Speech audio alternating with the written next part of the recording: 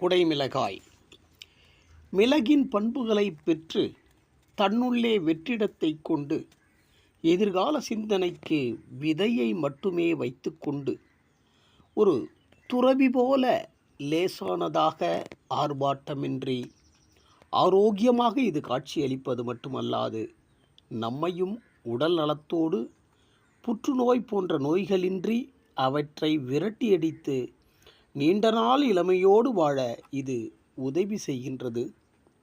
இது குடை போன்ற தோற்றத்தை மேல் பார்வைக்கு காட்சியளிக்கிறது.